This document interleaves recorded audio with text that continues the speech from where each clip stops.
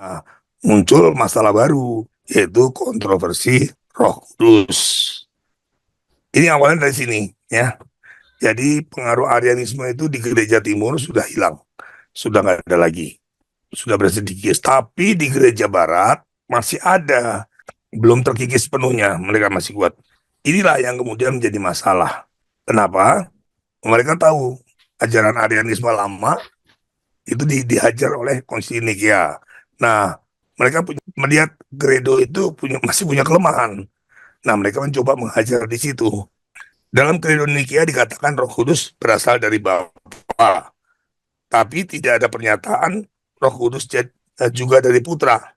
Maka menurut mereka Putra itu tidak sehakikat dengan Bapa, ya karena hanya dari Bapa lah Roh Kudus, gitu kan? Atau dengan kata lain ya kodrat Putra itu lebih rendah dari Bapa. Jadi mereka masih mengatakan, oh lihat itu Putra itu lebih rendah dari Bapa, dia bukan Tuhan yang sejati. Kira-kira seperti itulah ya. Kontroversi yang muncul di gereja barat, di gereja timur sudah nggak ada. Nah, untuk mengatasi ini, kemudian dibuatlah konsili lokal di Toledo, Spanyol ya, pada tahun 589 Masehi, yang menambahkan kata filioque dalam credo. Dengan demikian, Roh Kudus itu jelas dikatakan keluar dari Bapa dan Putra. Nah, itu kira-kira sejarahnya seperti itu. Jadi ada sebabnya ya. Timur tidak mengenal sama sekali untuk masalah ini karena Arianisme sudah habis, tidak ada gemanya lagi, tidak ada sisa-sisanya di sana. Tapi di Barat masih menjadi persoalan dan terus berkembang karena ya belum habis penuhnya dan mereka terus berkembang dan memanfaatkan kelemahan-kelemahan yang ada di Credo Indonesia. Kelemahan itu ya salah satunya yaitu tadi pernyataan Roh Kudus dari Bapa dan tidak disebut dari Putra, maka mereka melihat itu sebagai kesempatan untuk menunjukkan bahwa kodrat Putra lebih rendah dari Bapa. Nah, inilah yang menjadi masalah. Kemudian untuk mengatasi itu, Gereja Barat menambahkan filioque, asal dari Bapa dan Putra. Dengan demikian, Bapa dan Putra itu setara, ya, memiliki hakikat yang sama. Itulah sejarah penambahan filioque untuk mengatasi serangan Arianisme yang masih tersisa di Gereja Barat. Itu ceritanya. Penambahan filioque ini kemudian menimbulkan keberatan dari gereja-gereja timur. Ya, kenapa kok ditambah? Kenapa kok Nikia kok sudah baku seperti itu kok ditambah-tambah ya? Ya mereka keberatan karena mereka tidak mengalami masalah kan. Jadi buat mereka kok harus ditambah-tambah. Nah kalau buat di gereja barat ya perlu ditambah dong soalnya ini jadi masalah gitu kan. Keberatan itu pada awalnya juga sekedar legalitas. Artinya gini, oke kamu nambah tapi kenapa kok nambahnya sendiri ya? Bahwa ya kalau nambah seperti itu mengubah kredo ya kita diundang dong gitu kan. Mari kita bicarakan di konsili supaya sama-sama, jangan ngambil keputusan sendiri. Kira-kira keberatannya di situ ya. Jadi cuma masalah legalitas. Kenapa? Karena sebenarnya bapak-bapak gereja timur itu juga sepakat ya, tidak keberatan dengan konsep filioque. Secara teologis nggak punya keberatan sebenarnya. Jadi masalahnya cuma masalah legal, ya masalah kenapa kok gereja barat menambah sendiri. Ke Indonesia itu kan kesepakatan bersama.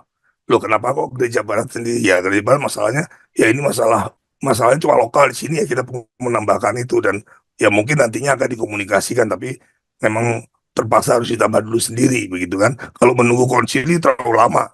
Nah ini mungkin masalahnya akan terus berkembang maka ditambahkanlah inisiatif ditambahkan sendiri. Nanti urusan dengan gereja timur belakangan kira-kira seperti itu.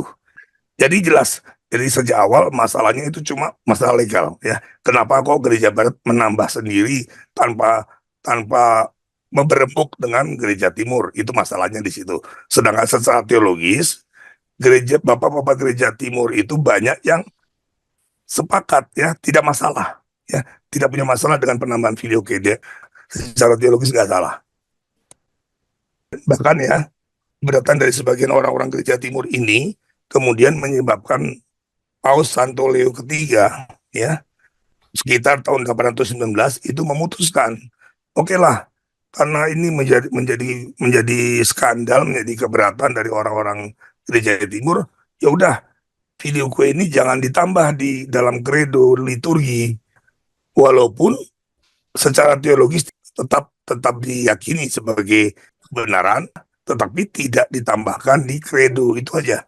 Jadi Paus Leo ini mau mengalah, alasannya ya untuk menjaga kesatuan liturgis dengan gereja timur. Ya sudahlah, kita ngalah ya, nggak usah ditambahkan di kredo, meskipun dalam pengajaran, dalam katekese itu tetap meyakini ya filioque itu ditambahkan, tetapi tidak dalam kredo, sehingga dalam liturginya itu tetap sama dengan gereja timur itu, ya sudah mengalah.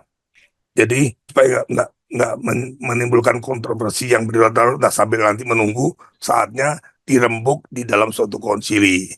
Nah, tapi sayangnya sebelum itu terjadi, muncullah ada biang kerok, biang keroknya justru dari gereja timur. Nah, kontroversi filioque ini menjadi semakin tajam justru karena ulah dari seorang patriark Konstantinopel, Patriark Photios dari Konstantinopel. Dialah yang mulai melakukan serangan agresif untuk menyerang filioque. Secara agresif dia menyerang filioque ya, secara teologis ya, bukan lagi secara legal saja, tapi secara teologis. Dan pada tahun 867 dia menyatakan gereja barat itu telah sesat ya, telah melakukan bidat. Inilah pangkal daripada meruncingnya kontroversi filioque, sehingga akhirnya gereja barat pun menjadi keras ya. Loh, ini kita sudah ngalah, kok jadi begini gitu kan, kok jadi mereka menuduh kita bidat gitu kan. Akhirnya menjelang skisma itu Paus kembali menetapkan kredo itu masuk dalam liturgi, seperti itu kira-kira ya. Akhirnya makin meruncing lah, sampai akhirnya berujung pada skisma tahun 1054. Nah, itu juga ada alasannya kenapa Photius itu jadi biang kerok ya. Kita perlu tahu juga alasannya. Pada abad ke-9 itu Kaisar Konstantinopel bernama Michael III itu punya konflik dengan Patriark Ignatius. Dalam konflik itu, karena dia punya kekuasaan sebagai kaisar, dia mencopot Ignatius dari jabatannya dan menggantikannya dengan seorang awam, jadi teolog bernama Photius. Jadi Photius ini seorang teolog awam yang memang pintar ya, pintar, cerdas ya. Kemudian dipilihlah dia untuk menggantikan Patriark Ignatius yang berkonflik dengan kaisar. Ignatius ini nggak terima, dia melapor ke Roma, melapor ke Paus Nicholas I di Roma. Nah, setelah mendengarkan persoalannya dari dua pihak, akhirnya Paus Nicholas I ini menyatakan Patriark Photius itu biasa ya, harus dilengsarkan lah kira-kira. Jadi Paus Nicholas I itu mendukung Ignatius untuk kembali menjadi patriark dan melengsarkan Photius dari jabatannya. Selanjutnya setelah Paus Nicholas I meninggal, Paus Adrian II yang menggantikan Paus Nicholas I ini meneguhkan keputusan itu dengan mengekskomunikasi Photius.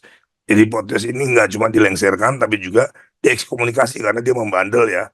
Nah, dari situlah dia bersikap keras terhadap filioque, yang muncul sikap kerasnya.